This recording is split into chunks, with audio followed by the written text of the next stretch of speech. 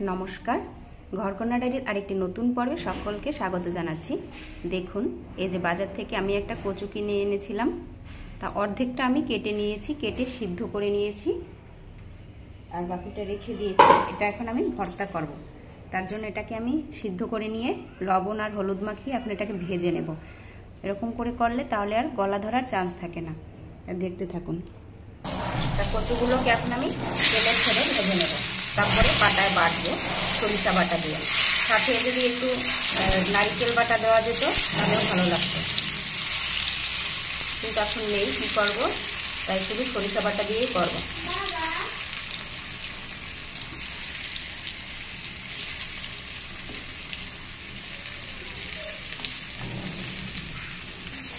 দেখুন, আর এদিকে কচুর সাথে আমি মরিচটাও সিদ্ধ করে নিয়েছিলাম।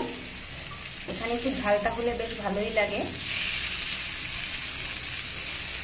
কিন্তু যারা ঝাল খেতে পারে না তারা ঝাল ছাড়া এরকম শুধু সরিষা বাটা দিয়ে করে খাবেন, সেটাও ভালো লাগবে।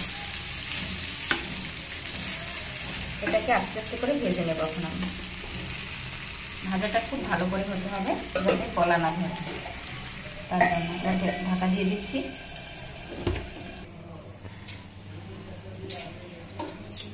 দেখুন, কচুটা আমি লাল লাল করে ভেজে নিয়েছি, সাথে দুটো লঙ্কাও ভেজে নিয়েছি। এবার এটাকে আমি শিলনোড়ায় বেটে নেব।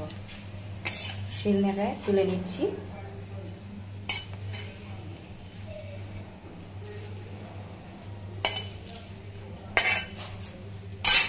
আর দেখুন, এটাকে বাটার জন্য আমি নিয়েছি সরিষা।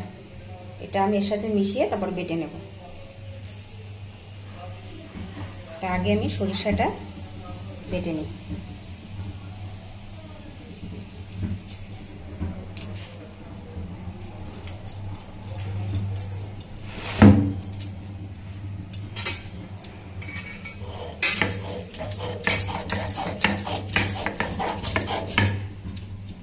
সরিষার সাথে একটা লঙ্কা দিলাম। আর কচুতে যেহেতু লবণ দেওয়া আছে আর লবণ লাগবে না,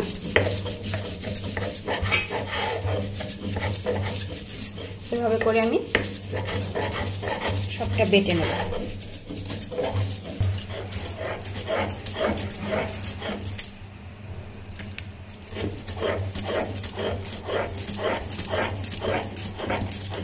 দেখুন, আমার কচুটা বাটা কিন্তু হয়ে গেছে।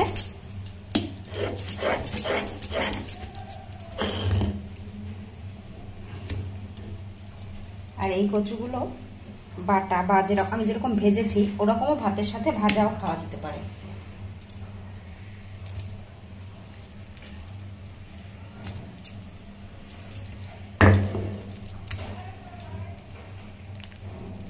দেখুন, আমি কচু বাটাটা তুলে নিচ্ছি।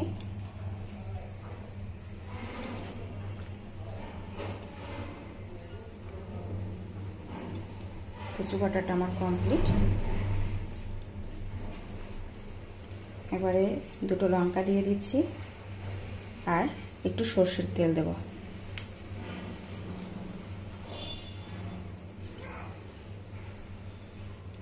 তা আমার এই কচু বাটার রেসিপিটা